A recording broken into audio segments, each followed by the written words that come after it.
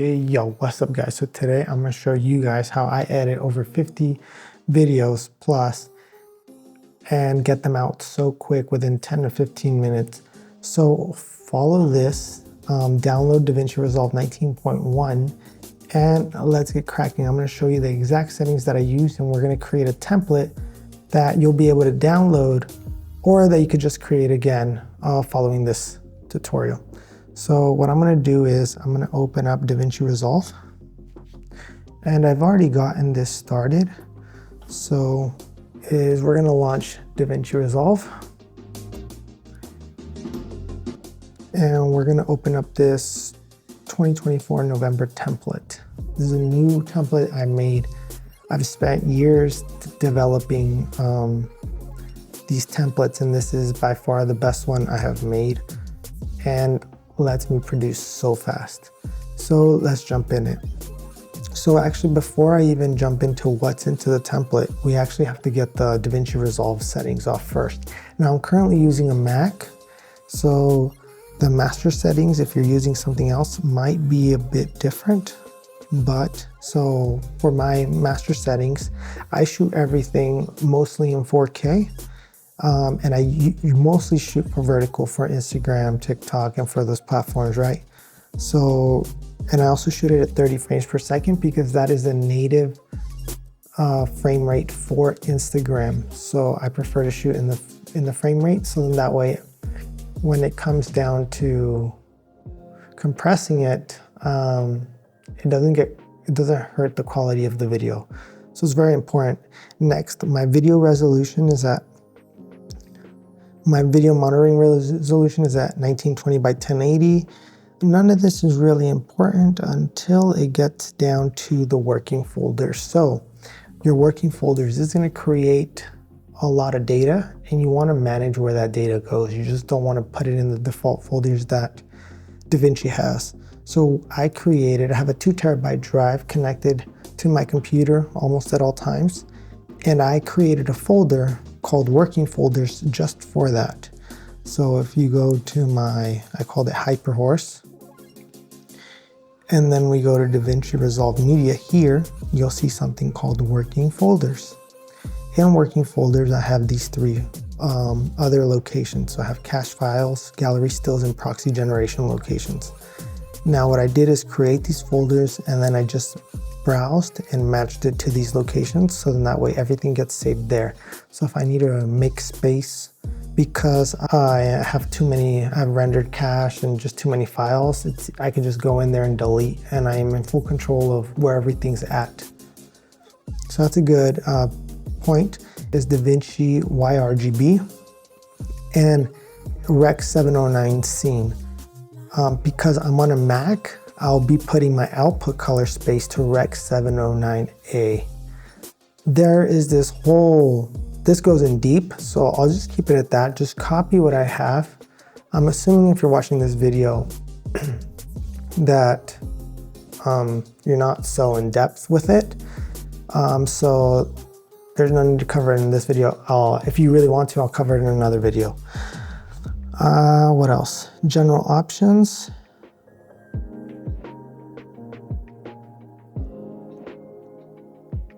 Let me see if there's anything else I need to change for you guys. Camera raw, capture playback. I'll just let you see everything here.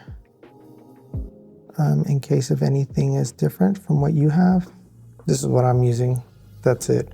Now just hit save, and then I'll hit cancel because it's already what I have. And now your settings in Davinci Resolve are ready. Now the master templates. Now we're going to create a bunch of bins. These bins are going to have purpose. And so what we're going to do is we're going to create 2 bins called logos and timelines. Let's start with logos. So to create a bin, you're going to right click and create new bin. And once you name it logos, all the logos that you're going to use, if you're doing some type of work that is consistent and you want to have always your logos as they are here, like I have League of Shadows and Izook, because those are my brands that I represent. What I did was I also have a folder for that in my 2 terabyte hard drive called Hyperhorse. So if you go here, you could see under logos, And under logos I have LOS and I have iZook. So those I drag and drop directly, I would drag and drop this directly into the logos bin. What this will do is it'll create a link. So that way, whenever you open up this specific template, it'll take it from this exact spot, which means you cannot delete this file. If you delete this file, it will not find it. Now there's no problem because later on we will put redundancy into this. So then that way, no matter where you open this, you'll be able to have those files. But this is the primary source, just know that. Now, what we'll do is we'll go, so I'll drag and drop my white iZook logo and my Lego shadows.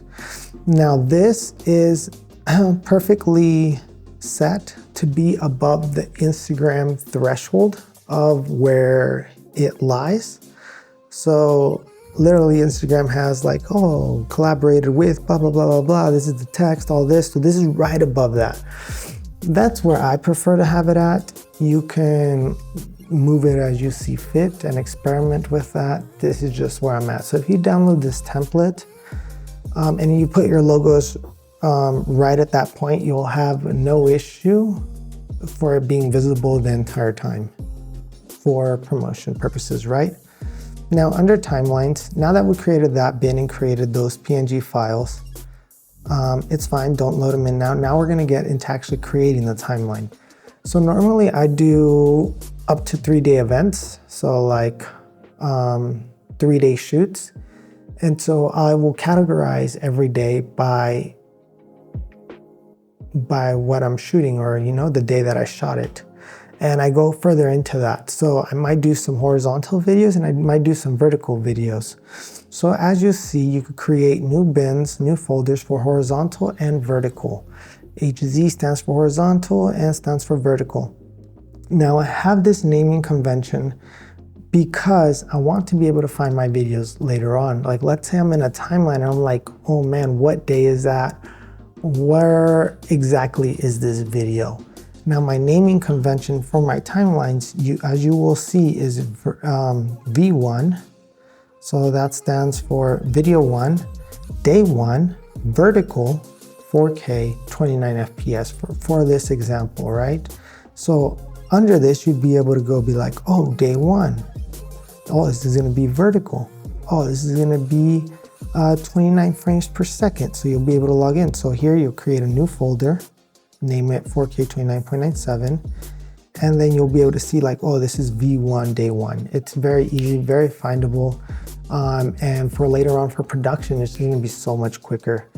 And because I shoot at very specific frame rates, I have timelines for those frame rates. Now your frame rates may vary depending on the camera that you have, but these are the ones that I use. So I shoot in 4K 29.97, 4K 23.976, 1080p 59.94, 1080p 119.88. Again, I named this so then that way it's easily searchable for what I am looking for and what I need. 29.97, as you saw, was my default.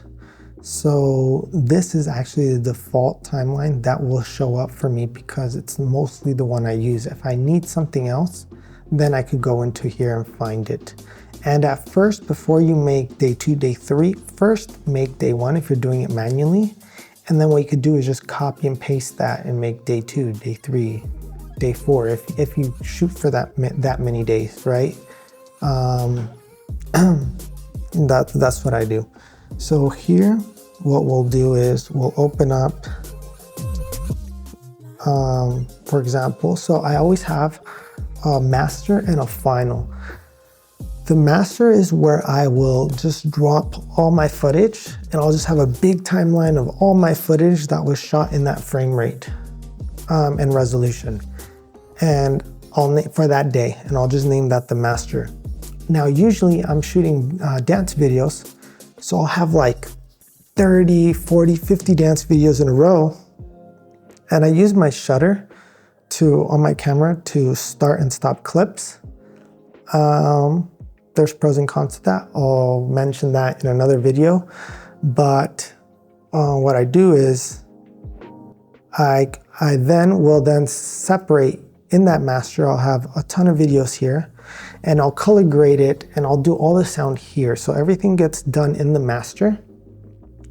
And then once I'm ready to put my logo under it and all that, I'll basically just highlight it, copy paste, and I'll just go video number 1, and then I'll go to template number 2, and I'll go video number 2, paste it, video number 3, paste it. And so I'll have up to like 50, 40 timelines, each with one video, and separating it. And I know what video it is because it's marked by V1 for video 1, D is for day 1 that I'm in, vertical, VT, 4K, and I'm shooting at 29 FPS, right? 29.97 to be exact. And then once I have all those done, I'll click and highlight. Let's say I did 15 videos. Well, actually, I'll go into my final. I'll go into my, let's say I did 15 videos. I'll shift, select 1 to whatever, how many videos I did, and I'll drag that into my final. If you see, this is my final. And when I drag and drop that, I'll have now all my videos separated. Now this is important because now I could go to my export, and I could say individual clips. So I want to export this as individual clips, and I'll tell it where to export. For example, I'll go back into my hard drive, and I'll go, all my projects are under all projects here. And let's say I was doing it for LOS 89, right? I'll go under delivery, and I'll export it. And as you see here, I have videos. It's V1, DT1. So all these were shot at 29 frames per second. This is video number 1 all the way to video number 23. So I shot 23 videos, and that just lets me export them very fast. So I'll be able to go to sleep, do whatever I need to do, and come back to it, and they will be done. Now, usually I like to export at a smaller timeline resolution than what I shot it at. Now, I don't give out the 4K files because people don't know how to upload 4K files, and they simply don't need it. Instagram is going to compress it anyways. So what I do is I create 1080p files. It's going to be smaller, it's going to be better for them, it's going to be faster to download. I usually sync this up with Dropbox, and then everybody goes through the website and then just downloads them. So it makes it very easy for me to just hand out videos. People don't have to ask me for them. It's just drop, go, and download. And it's just a click of a button for me. So what I do to do that is timeline resolutions. I'll go to manual, I'll go 1080p 90, and I'll just use vertical resolution. And that's it. It will now perform, because you followed all the settings from before, it'll now create a perfect image. It'll just take the 4K and just make a 1080p. If you don't follow all the image scaling, everything I had in this video, then you could run into zoom problems or other things, or things where you just don't see the logo, or everything gets mixed matched. So even if you don't,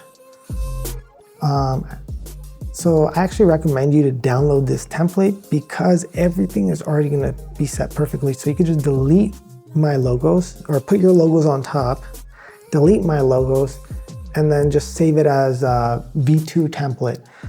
It's going to be the easiest way. And then what I do here is I just go to add to render queue. Oh man. Source name. I tell it where to go. In this case, I just need to choose where to go, right? I already showed you guys all projects. So I'll just go to LOS 89, and I'll just do under contracts. So actually, I'll just cancel that. So then I just tell it where to go, and it downloads. It already knows where to go. So that's the best part. It's just one click, set it, go, and everything's good to go. So I'll actually come here, I'll actually delete all this, so then that way we don't get a faulty template.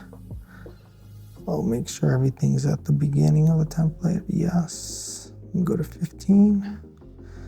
All good. I'll go back to my master, and that's it. So all these follow the same location. So for my vertical 23.976, day 1, vertical 4K 23.976. Now, my 29 frames per second will automatically be made by my master timeline settings.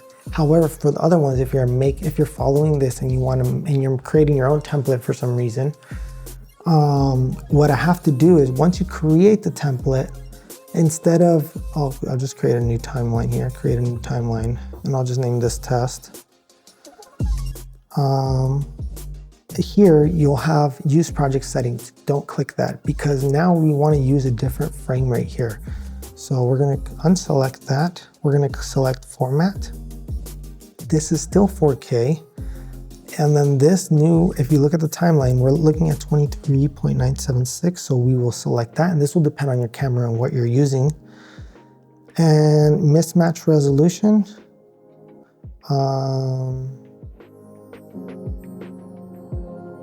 Sure, scale. Actually, I'll just do a center crop with no resizing at that point. I'll actually show you my settings.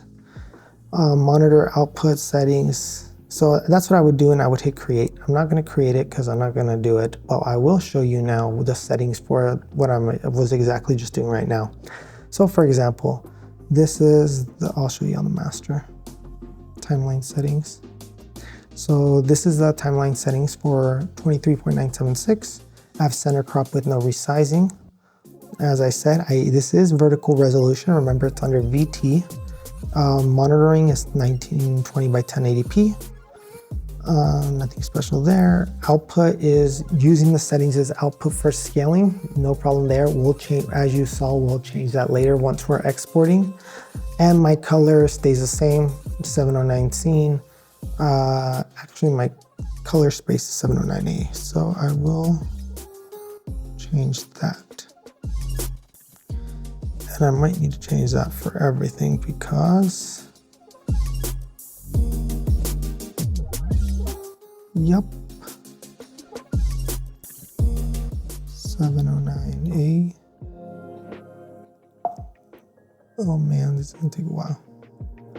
Because I created this and then I saw that I didn't do that for all of them. So now I have to do it to all of them. So that's why if you're gonna do one, that's why you wanna do it once and you wanna do it right so that way you don't have to do it again. And that's why I'm making this video, so you can just download it. Timeline settings, color. If you have a Mac, use 709A. Just make sure you have that. If you don't, then just, I think 2.4 will suffice. And if you don't know what I'm talking about, put it down in the comments and I'll make a video about that if you don't know what I'm talking about.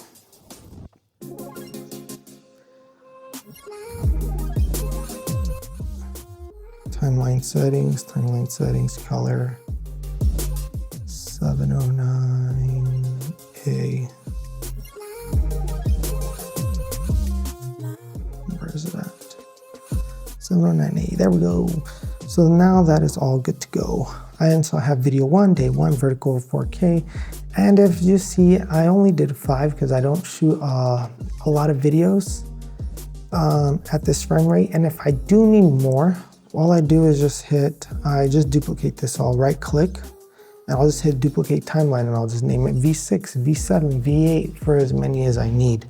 I have 5.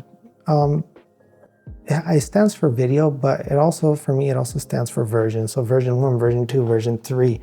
Let's say I want to, instead of doing the settings, let's say I want to change a setting from video 1 to video 2, some color or audio setting, or test something out.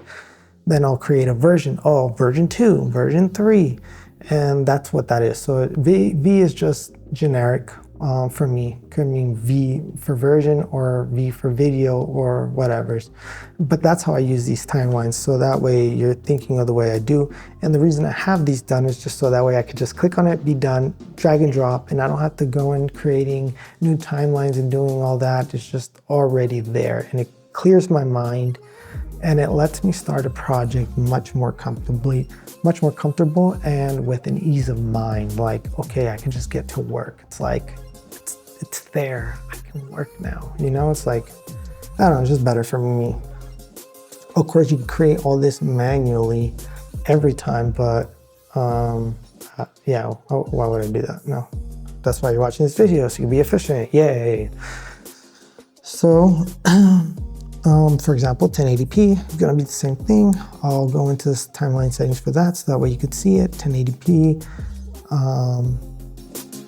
by 1080 by 1920, and this is vertical resolution. Again, we're in VT. The only thing that will change from VT to HD is this checkbox, quite literally. Instead of vertical, we're going to use horizontal. But because I just wanted to do it, wanted to have fast, I want to have vertical and horizontal at my disposal fast. Like, I don't even have to think about it. It's already done. So you kind of get what I'm going through. This is the 1080p. So that way you could copy it.